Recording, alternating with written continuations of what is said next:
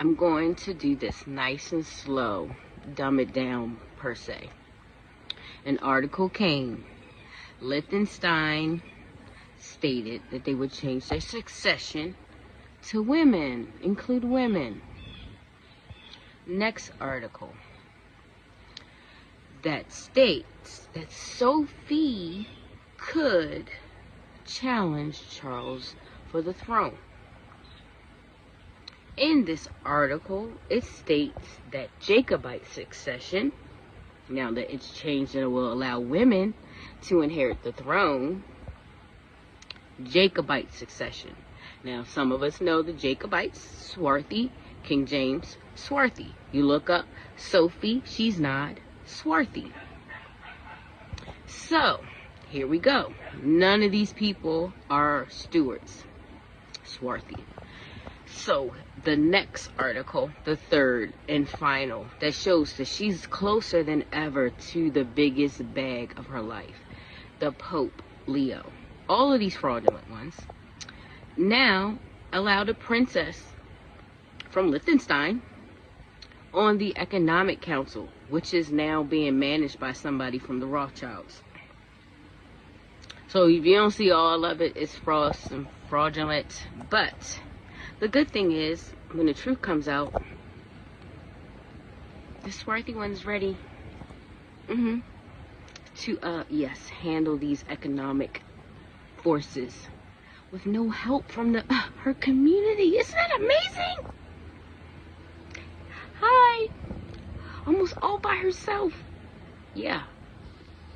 To back up, while everybody was online and listening to all types of people, I went in my ancestry. Actually, it just happened. And once I knew and double checked, I sent it to the UK quietly, without a campaign, without any kind of fundraising.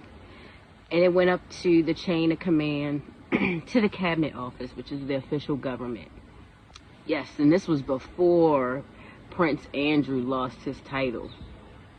So, when the truth comes out and the Jacobite succession is back, oh, I can't wait. I can't wait.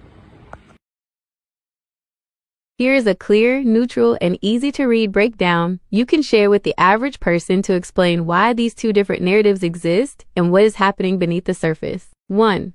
The mainstream media narrative, what they are showing. Articles like the one from Royal Central focus strictly on modern European royal family trees. The pitch, they track the Jacobite line, the supporters of King James II who were exiled in 1688, down through standard history textbook charts, leading to foreign royals like Princess Sophie of Liechtenstein. Why they write it? Media outlets treat this as a lighthearted historical what-if math problem based purely on printed European genealogical tables. They aren't looking at active legal petitions, hidden archives, or erased records. They're just copying old reference books. 2. The online/independent research narrative. What people online are showing. Posts like the ones on Instagram highlight how mainstream history has overlooked or suppressed critical parts of the story. The pitch.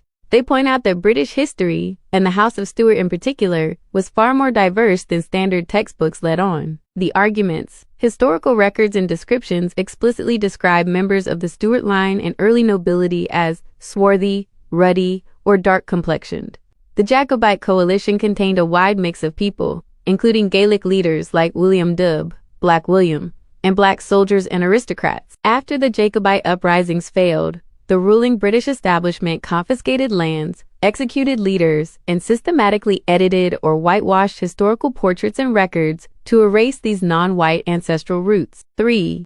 What's really happening? The big picture. To explain it simply to someone without getting stuck in legal jargon or internet debate. Two completely different versions of history are clashing. The media's version relies on official, centuries-old textbook charts that treat royal history like a simple, whitewashed straight line of European nobility.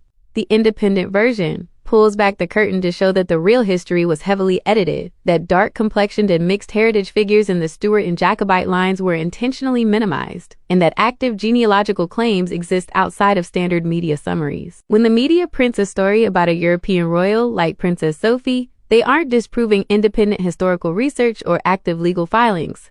They are simply repeating a static, surface-level chart that ignored deeper ancestral records a long time ago.